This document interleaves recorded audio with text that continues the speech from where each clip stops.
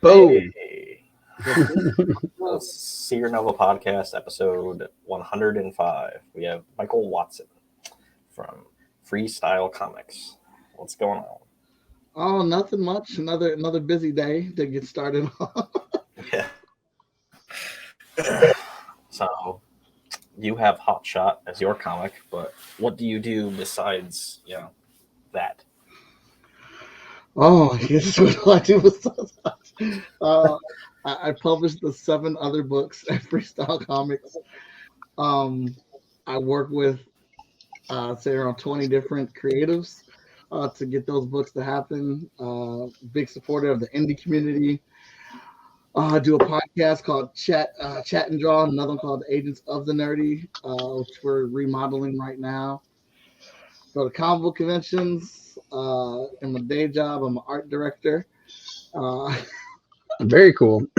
Where are you an art director at? Oh, a place called Mind Research. Mind Research? That's awesome. Yeah.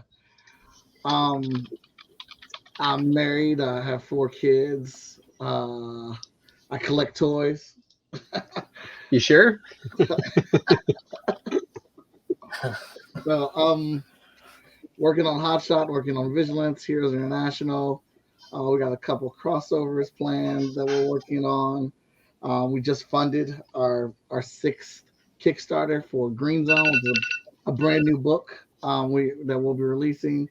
Prepping everything for the Vigilance Kickstarter because that was the month before, and now we're getting ready for Spider Squirrel number 3 to drop on Kickstarter.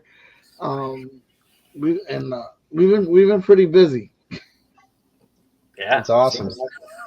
Of your collection back there, what's your favorite collection piece or group of collection?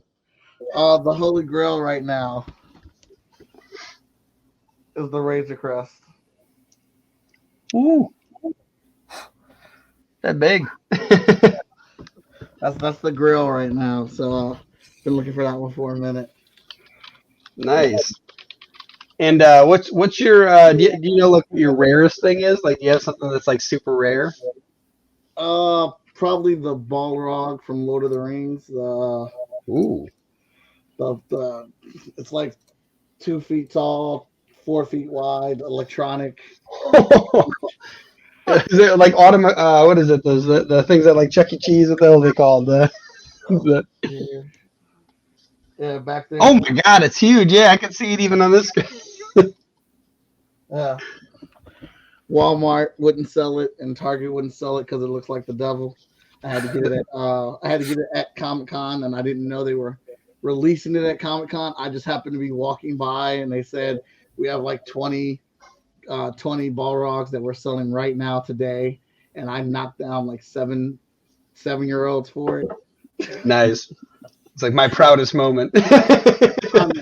I'm super proud of it. What convention was it at? Oh, this was back in Chicago. This was a while ago because I was looking for it. I was like, why don't they have a Balrog? We should have a Balrog toy. Like, that thing was the greatest thing ever in Lord of the Rings. And Walmart and Target refused to sell it because it looked like the devil. So I was like, oh, well, I'll never get one of those. And then I saw, like, I was walking at the show, and this toy company had this fully electronic, like, sound effects, lights up, everything, Balrog. That's awesome. Like, well, it's been a good weekend, so I can blow this money on this. That's so cool. Yeah, no, that's awesome. Like that is like one of the most epic like creatures that has been made in probably like the last 20 years on the big screen, where you're just like, holy, like that's definitely one of my, like, it's also like one of the most recognizable scenes too. Like that's why it's so cool. Yeah, I tried to the wings. I've had it for a long time, so my wings are damaged, and I ventured to look up to see if I can get another one to replace the wings. It's so expensive, and I was like, yeah, that won't be happening anytime soon. Yeah, you had to find a what's it called? Like a toy fixer upper, like those collectible. I forgot what they're called, but there's people that specifically repair collectibles. But because that's something that you definitely want to keep something like that around. Like, that's so cool. Nice. Now I'm all sidetracked on the collectibles. What are the, let's see, what were we talking about? Oh, the Hotshot comic. Yeah. Yeah. So tell us a little bit about that. Oh, Hotshot. He is a young man in college trying to win back his girlfriend without telling her he's a superhero. But then also not get kicked out of college because he's never there because he is a superhero. We are 12 issues in, 0 through 11. 11 just came out about a month or so ago.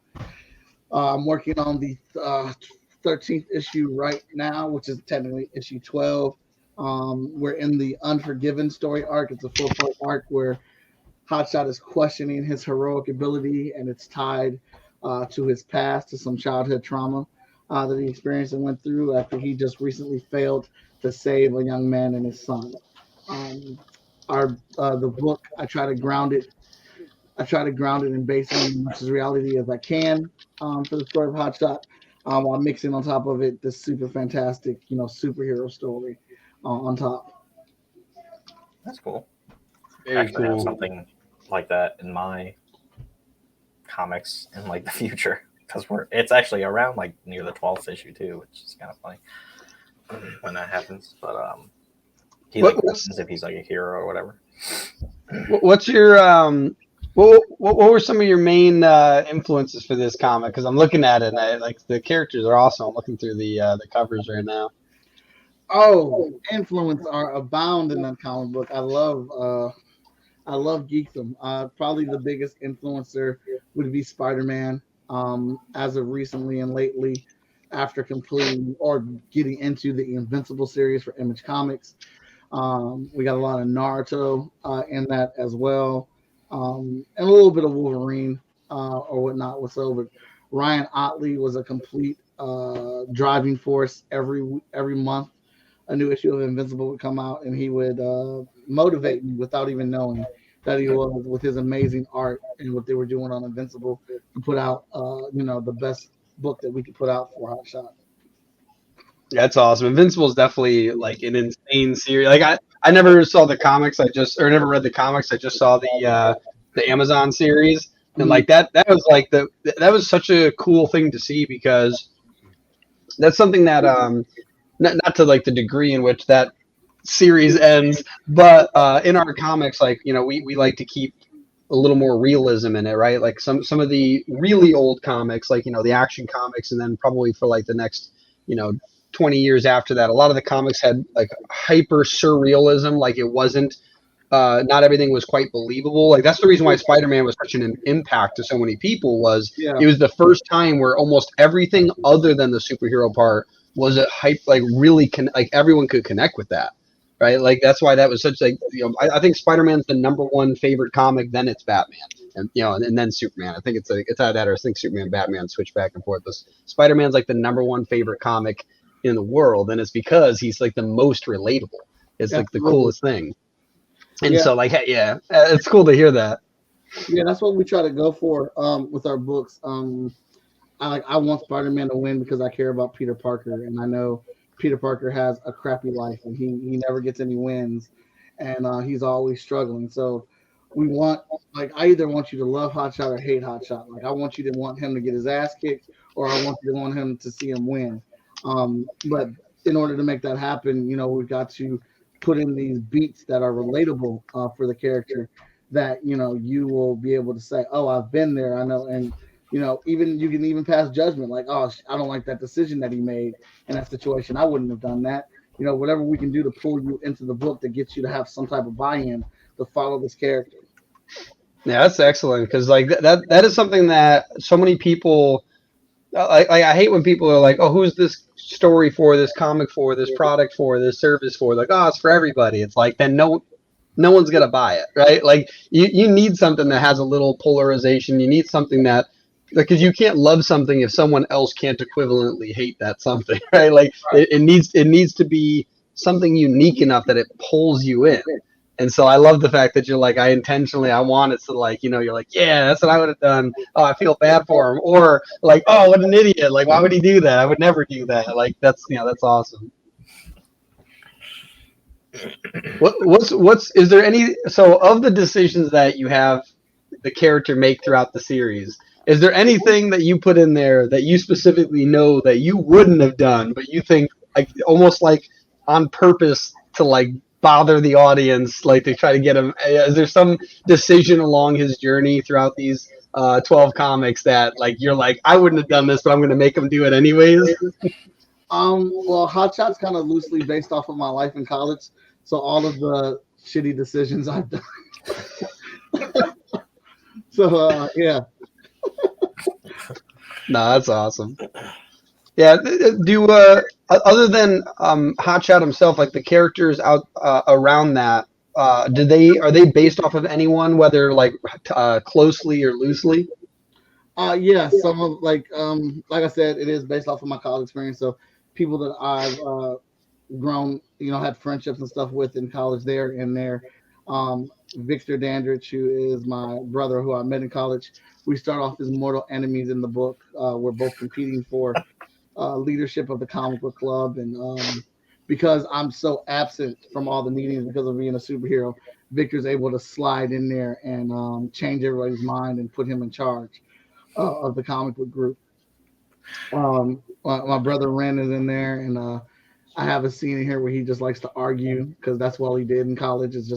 He just argued about how he hated Batman. So we have Ratman in there, and how he makes fun of Ratman because all he does is play with little boys, and it doesn't make any sense in what he's doing. And like they're getting into an argument about how Ratman could take our version of Superman is like he would die, stuff like that. Yeah, my mom is in it. I eventually plan everyone that has been an effect in my life. I plan to have them in there at some point throughout the book. We have it planned and scheduled for 100 issues. Oh, that's awesome. That's very cool. That's very rare too. A lot of people don't have that many issues thought out. Like Greg, when he started this like venture with the comics, like he's got like 1,000-page book that we're trying to turn into comics. So like that's very rare to see somebody like with 100 issues kind of pre-planned. That's awesome. I was thinking the other thing I was thinking of, other than like the positive influences you like, do you have anyone who you have in there that you didn't like and like that you don't like that you put into the story on purpose? Oh yeah, well, one of the main villains is based off of a dude that kicked my ass in high school. I feel like he was an appropriate person to do that because he kicks Hotshot's ass in the first like 2 issues, like very terribly. It's horrible, but yeah. So I mean, I've got tons of people in there whether I like them or dislike them, because that's the foes of my life, and I find it easier to write about the experiences that I've experienced versus just making up stuff. Yeah. Our flagship title, Seer Chronicles, is like how things all connect into that. There is a character in there that was almost like a throwaway character, and it was based off of a person that I used to be friends with, and then he became stupid, so I didn't like him anymore. So I like killed his character off like pretty quickly, and then we actually started to like the character as we're like creating the character in the comic. And Dylan's like, we should keep this guy around. I was like, okay. Yeah, it's interesting because like we went from he was going to be like a really big threat and then basically get eliminated really quickly. And I'm like, the Joker movie, and other like even Gotham, like the show. I love the focus around. And actually, there's a podcast I was listening to that talked about this. One of my favorite villains, and I never thought about it till like this person brought it up, but he really is one of my favorite villains, is Mr. Freeze. And one of the reasons why is like of all the villains, like the Joker is just a psychopath, right? The Riddler, like he kind of has some like slightly tragic beginning, but he's really just a psychopath. But Mr. Freeze was a doctor whose wife was going to die, and he would do absolutely anything to save her, and he didn't care what got in his way. And that makes like a relatable villain, like because the thing is like he hurt other people along the way. He's hurting other people's wives and children along the way. But the whole point was like that was something that people can understand, like what that drive is, like to have somebody who is so hurt in their life and they're trying their best to help someone in their life. Like Sandman's another great example, like in Spider-Man, Sandman, like he's trying to protect his kid, and he just ends up getting messed up and turned into Sandman, right? And Right. so like I love those types of stories, and that's kind of what happened with our character. Like as we were developing him, I'm like, he's not really going to be that interesting if he just dies off now. He's just going to be this character that was kind of like in the way. And so we're like, we need to build him out a little more. And as we built him out, he became more and more interesting. I'm like, like I kind of want to show like this tortured soul a little longer. Like it's interesting to see that character development from the bad guy's perspective. And so like I was gonna ask, like, you have some of the villains in your story, and you mentioned like it was some guy that beat you up. Like is there, as you're creating that character, do you have any I don't know, like things like that? Like, do you go into their backstory a little bit, like try to figure out like why they're the bad guy? Oh, absolutely. You have to have those villains in the book that are just evil to be evil because evil is evil. You have to have people that have their own, neat, thought out, deep reasoning why they are doing what they're doing, and they'll do it for whatever reason. Then you have those people who aren't evil, who just felt like they have no options, and they're in a situation where they have to do something bad, to get where they need to get or whatnot. Those are you have to have that variety in the books that you have going on.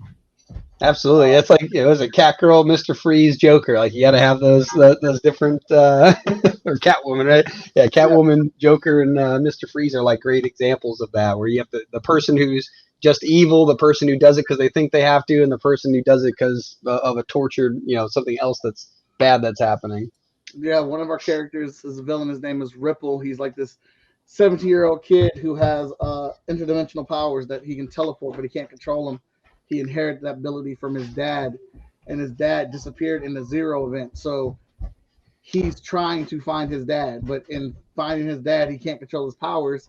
He's causing havoc. He's letting other things from other dimensions into our world, and he cares about that, but he cares about finding his father more, which turns him into a problem that has to be stopped. And he's not trying to be a villain. He's not out to conquer the world. He just wants to find his dad, and he's going about it the wrong way. Yeah, see, I love those stories. Those are definitely the best. Nice. What else we got in here? I'm looking at. Have a multiverse of some kind. We have not. We haven't delved into the multiverse. We've just opened up the doors to other dimensions or whatever. So we haven't dealt with parallel versions of the characters yet. We're trying to find and have a solid reason for us to be able to have crossovers with other characters and other books that we like or whatnot. So there is a multiverse out there for us. We just have not come across it yet. That's cool. Nice. We don't technically have multiverse because we don't have like copies of a different of a character. So like, there's only one of a certain character. There's not going to be like Spider-Man 2099 or anything. Yeah, we were talking about that in a different episode about Spider-Man 2099. And then, do you actually? I feel like so few people even know this character. Do you know about the Cosmic Spider-Man? Yep. The one that's like he literally absorbs cosmic radiation and is like the most. Like I think he's like the most powerful thing in like the universe. Like he's absolutely insanely powerful. Yep. I remember getting introduced to him from I want to say it was the first major Spider-Man video game for PlayStation 1, and you could like unlock all the different I love that one. And like that was like the coolest one because it was like this like all white uniform with like the blue and red mask. I love that one. Yeah, no, the way we built our universe out essentially was having it so that other people's comic books could technically be within the multiverse of our world, as long as they follow certain rules. They're not very restricted, but essentially the way we made it was each comic universe can be connected to each other based on their, maybe their heaven or hell or their nether realm or their magic world, like whatever thing isn't their Earth, right? Like whatever thing isn't their main place.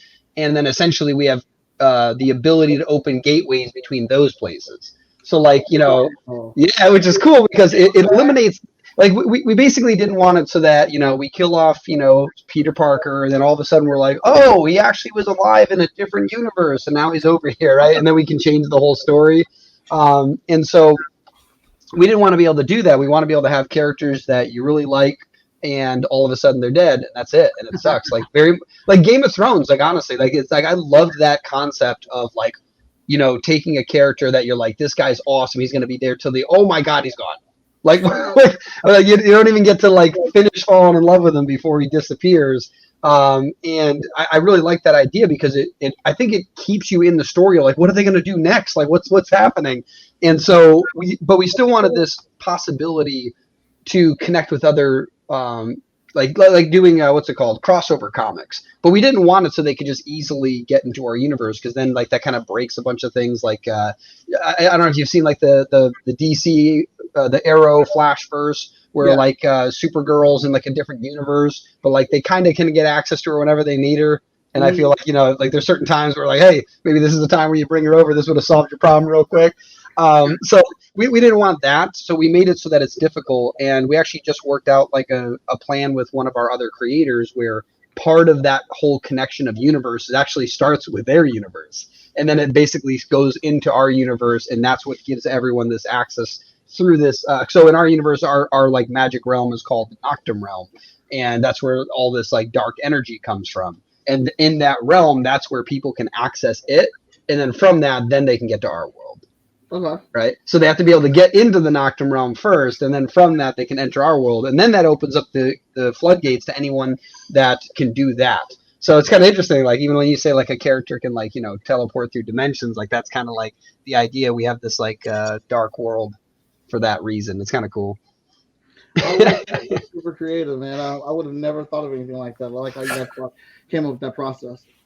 Yeah, I think the only reason we came up with it too was that I think somebody started asking us about potential crossover stuff, and we had already decided like we weren't doing multiverse. We don't even have like a heaven or hell, because we didn't even want it where like you could die and then go someplace and then come back.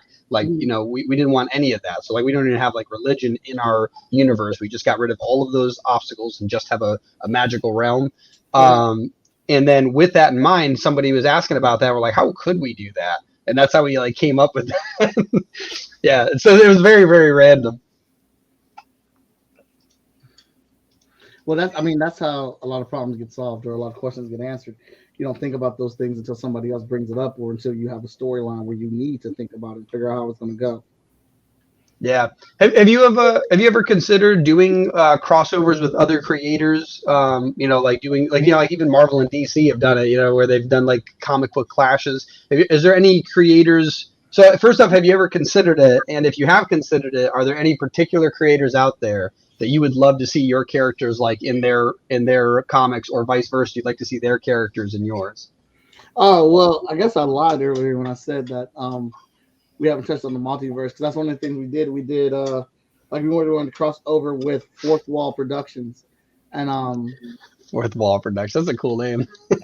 And we have two of their characters in our fantasy book, but they're variants of their characters, so they get to exist in our world and we get to play with them. I mean, of course, with the creator's permission on what we do with them and things like that. But they get to be involved in it. And then we want to work with, you know, Unlikely Hero Studios. They have an incredible superhero book called Super. That's ridiculous. What was the name of that studio? Unlikely Hero Studio. I've heard of that one before. Yeah, they make a lot of good stuff, man. They make a ton of good books, and none of their book is like the previous same book before. And then there is Concrete Comics we would like to cross over with as well. They have some really good characters.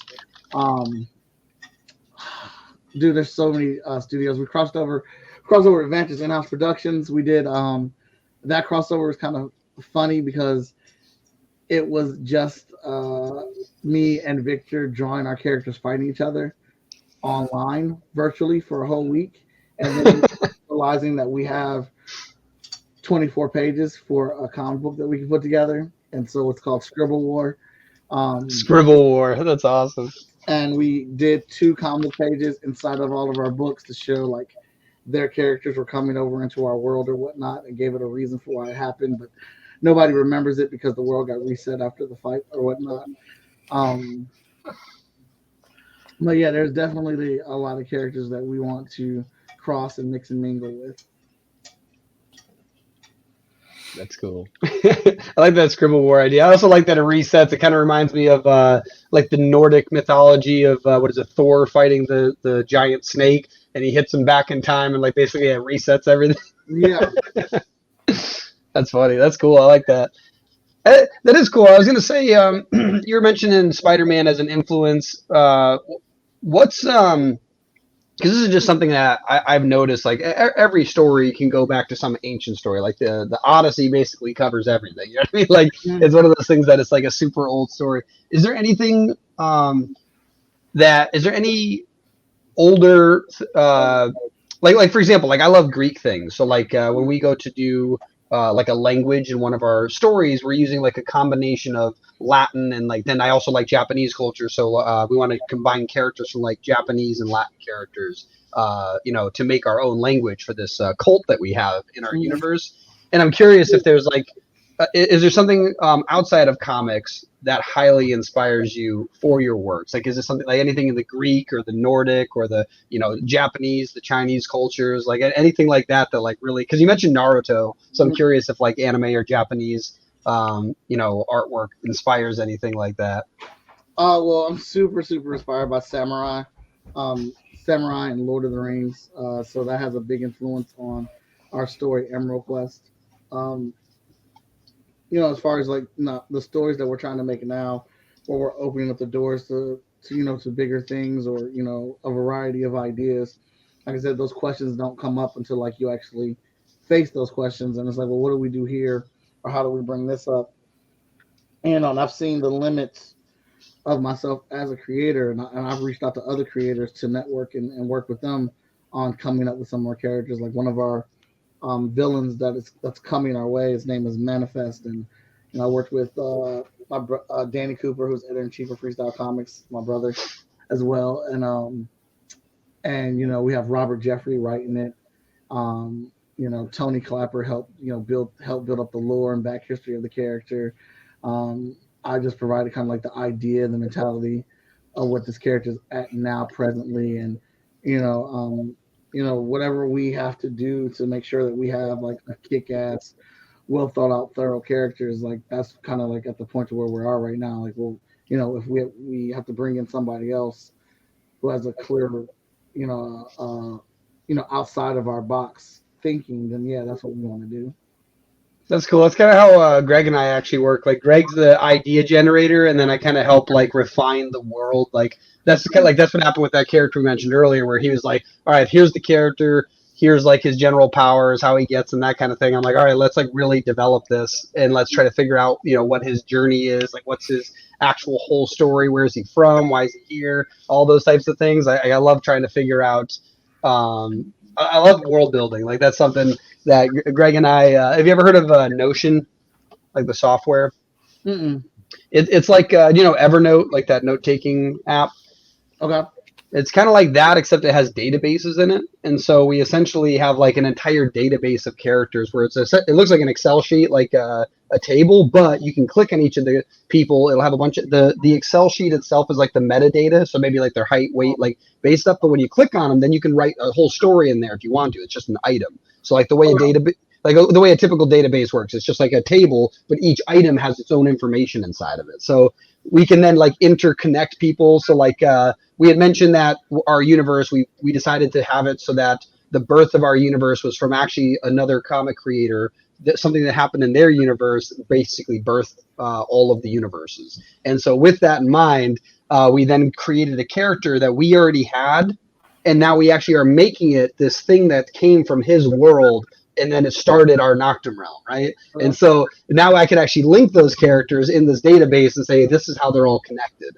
And so it's like such a cool thing. I highly recommend. Notion's totally free, by the way. Like, I just have an account and I share the page with Greg, and then Greg and I can just write in it. There's like paid versions of it, but like completely unnecessary. You can link files in it without having to upload files. Like you can put stuff in Google Drive and then link that into Notion. Really?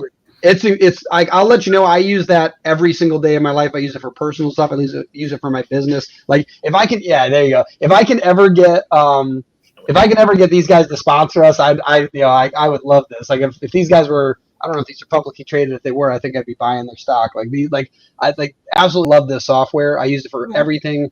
I build databases out for my music businesses. That's why I started with the comic stuff. We keep track of like opportunities in there, business ventures. Right now we're working on building out our platform. We have a database of like different plugins we want to buy, how much they cost, whether they're once or annually or monthly, all that type of stuff. It's super, super, super helpful. But anyways, why was I bringing that up? We're talking about, I totally like tangented from that. I love Notions. I get like sidetracked by it. What were we just bringing up? The character building? World building? World building? Oh, yeah. Oh, the world building. Yeah. So basically, that was the whole thing. It's like, so Greg came up with all these characters. It's really weird. Like, Greg and I have talked about this. Like, I'm not like the idea generator, but if you give me an idea, I'll make it awesome. Like, I just need like, so like, it's really cool just the way that Greg and I work. And it sounds like that's how you said is your brother. Yeah. That's awesome. Yeah. Danny and I work the same way. Like, we randomly text each other stuff, and then like the other person carries it the rest of the way or whatnot, or we'll just sit on the phone or video chat and we'll talk it out for a couple hours. So like, yeah, absolutely. Yeah, it's cool. Yeah, like I said, I'd recommend checking out Notion then, because you guys can both like just share a page on there, and then you get connected and you can add pages within pages within pages. And it has like the other, like, unless you upload something to the software, there's no data cap on it, and it's online. There's like a web app, a mobile app, and a desktop app, so you can like download it on your computer, use it in a browser, or download an app, and it's all connected. It's absolutely incredible. So actually now my question would be is, how do you keep track of stuff now? Like, do you use like Google Drive? Like, what do you guys use to like collect all the information when you're working on stuff? Because like, I'm assuming you guys aren't using like the same computer. You guys are communicating text message, email, all that stuff. What's the way that you like keep all of your content together? Google Drive. Yeah. Google Docs and stuff like that. And we have a couple Facebook groups that are secret groups where we communicate with everybody that we're working with on projects and stuff like that, but mainly Google Drive. That's cool. I never thought about doing the Facebook groups for comic creation. Like we have that, like we have a couple of Facebook groups for just like connecting people, but like that's actually a cool idea, creating like a secret Facebook group just for a particular comic project, and then you can upload photos and see everything like as it's getting worked on without, it's like building out a feed on Facebook. That's pretty cool. I like that. Yeah. Well, we figured everybody's on social media anyway, so we might as well use it for that. Yeah. I'm writing that one down actually. Like that's like one of those ones where like that's for any comic creators out there that don't have a method, that is a really cool method. I really do like that idea, because like everyone that can get Google, like the workspace is great, but communicating back and forth with emails, text, what we want to eventually try to use is we have Discord, and we have our group chat there. But Discord still has like limits to stuff. But again, Facebook, it's unlimited. Like, yeah, they got your data and they'll try to sell you stuff, but like it's super helpful. Like that's the whole point of it. So no, I really like that idea of the Facebook groups. I kind of want to do that now. It's extremely helpful because I can create chats for each one of our books. Then I have a management chat. I have a full team chat. I have a cosplay chat. Each book has its own chat, so I can communicate right directly with the teams and get that information immediately to them.